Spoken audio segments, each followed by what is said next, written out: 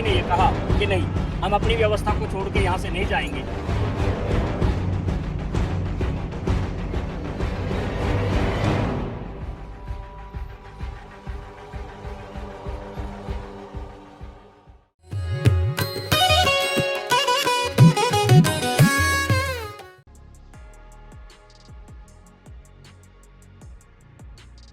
हिसार के विभिन्न स्थलों को देखते हुए मैं अब आपको हिसार के गुजरी महल में लेकर आया हूँ। गुजरी महल को लेकर और गुजरी शब्द को लेकर कई तरह की कन्फ्यूज़न है। पहले मैं उसको हल्का सा दूर करता हुआ आगे बढ़ना चाहूँगा।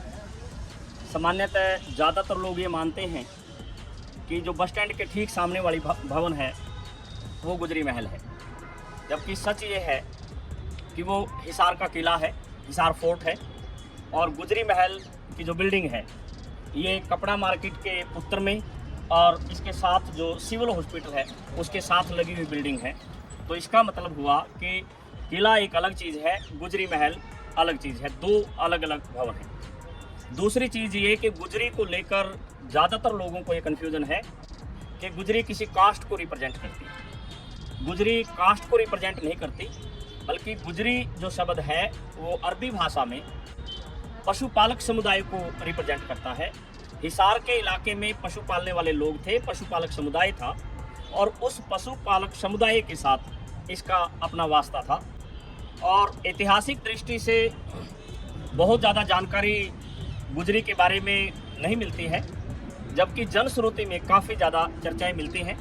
केवल अफीफ और बरनी जो भवन निर्माण की बात कर रहे हैं उस दौरान गुजरी महल का जिक्र कर रहे हैं कि गुजरी महल किले के साथ जुड़ते हुए उस इलाके के अंदर बनाया गया और इस तरह से इसको तैयार किया गया।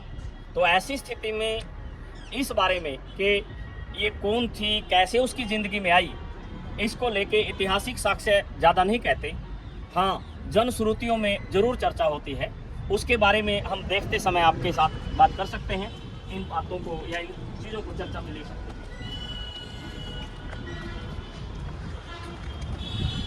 2 मंजिल में बना हुआ है। पहली मंजिल ये यहाँ से बंद कर दी गई है। इसमें गुजरी का परिवार और उसकी पूरी की पूरी जो ज़रूरतें हैं पारिवारिक, वो यहाँ पर पूरी हुआ करती थी। बेसिकली ये ऊपर का हिस्सा है, इसको बारादारी बोलते हैं। बारादारी का मतलब 12 द्वार।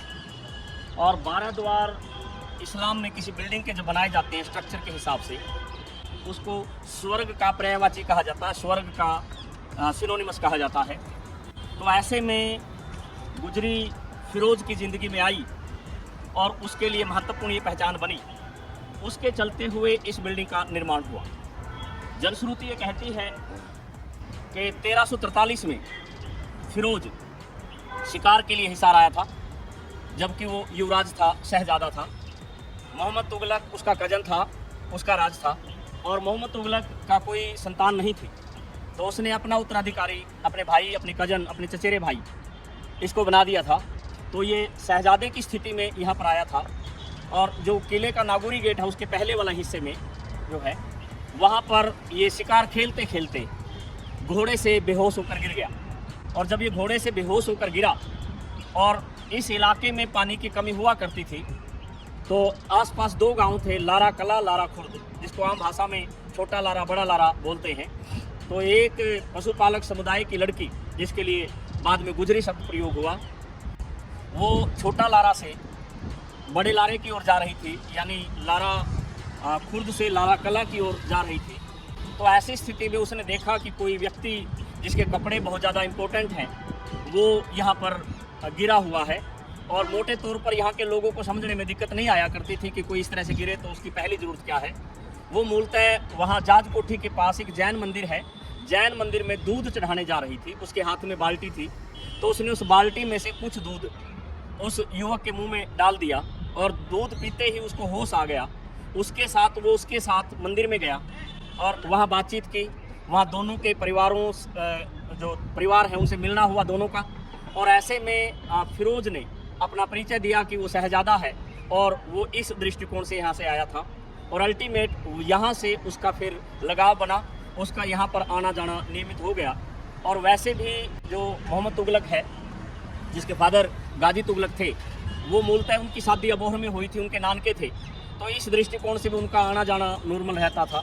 तो वो यहाँ पर रहते हुए उसने फिर इस तरह का फैसला किया कि यहाँ के लोगों के साथ उसका लगाव हो गया। 1351 में जब वो शासक बना, तो शासक बनने के बाद वो 1352 में उसने फतेहाबाद की नींव रखी और फिर वो यहाँ पर आया और वो फिर उसकी फैमिली से मिला। उसने उस फैमिली के सामने प्रपोजल रखा कि मैं इसको जीवन संगिनी बनाना चाहता हूँ और मैं इसको दिल्ली ले जाना चाहता हूँ। ऐसे में उस परिवार ने, उस लड़की ने ये कहा कि नहीं, हम अपनी व्यवस्था को छोड़ के यहाँ से नहीं जाएंगे और अल्टीमेट हम यहीं रहना चाहते हैं। ऐसे में फिरोज़ ने कहा कि ठीक है, यदि आप नहीं दिल्ली जाना चाहते, मैं यहाँ आ जाता हूँ। तो ऐसे में 1354 में 27 मार्च को जो किले की नींव रखी गई, वो इसका कारण बना कि वो गुजरी यहाँ से शिफ्ट नहीं हुई, बल्कि फिरोज यहाँ पर आ गया। और 1356 में जब बनकर तैयार हुआ, 4 साल वो यहाँ पर रहा। यानी हिसार जो है दिल्ली सल्तनत की राजधानी गतिविधियाँ रही, और इस दौरान उसने इस बिल्डिंग का जो गुजरी महल है उसका खूब प्रयोग किया, और दोनों लारा जो थे वो यहाँ पर आ गए, उसका हिस्सा बन गए, और ये बिल्डिंग इस स्ट्रक्चर के तौर पर देखने को मिली। तो जब हम इस बिल्डिंग को देखते हैं, पूरी की पूरी हम किले की बिल्डिंग देखते हैं, तो हमें चूने का प्लास्टर कहीं नहीं मिलता है, यानी आपको पत्थर दिखाई दे रहे हैं। इस अकेली बिल्डिंग में हमें चूने का प्लास्टर मिल रहा है, यानी ये इसकी इम्पोर्टेंस भी दिखाता है। और 12 इसके हर साइड 3-3 दरवाजे हैं। आप इस अंदर बैठकर जो सुल्तान है वो अपना व्यक्तिगत समय परिवार के साथ, गुजरी के परिवार के साथ वो गुजारा करता था। इस गुजरी महल के चारों ओर उसने अंगूर के बाग लगाए थे, और जानकारी तो यहाँ तक मिलती है कि उसने 18 तरह के अंगूर यहाँ पर लगाई थी, और ये बाग ऐतिहासिक दृष्टि से बहुत ज़्यादा महत्वपूर्ण था।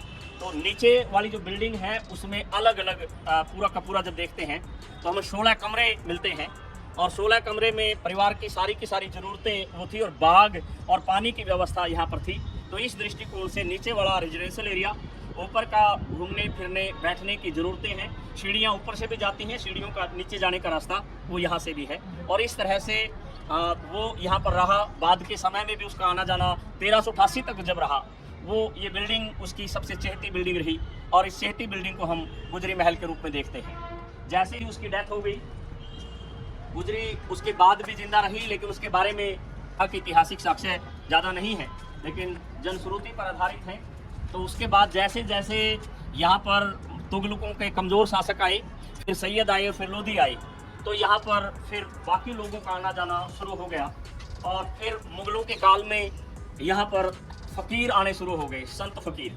और किला मुग़लों ने, शासकों ने टकसाल के रूप में यूज़ किया, लेकिन गुजरी महल वाला जो एरिया है वो संत फ़कीरों की जगह बना। ये धरती जो है सूफ़ी संतों की और ख़ासकर चिश्ती सिलसिले के संत फ़कीरों की जगह है।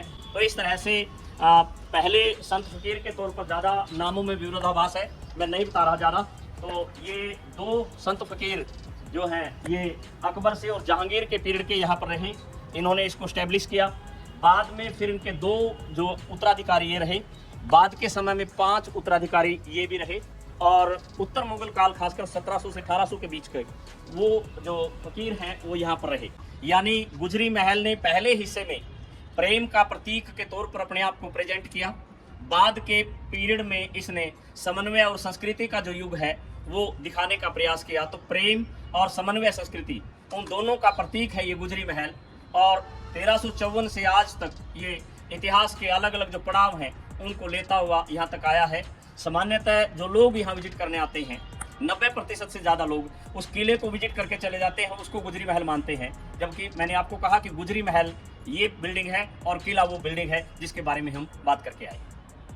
Like, share, subscribe and click on the bell icon to never miss an update from 5 Colors of Travel.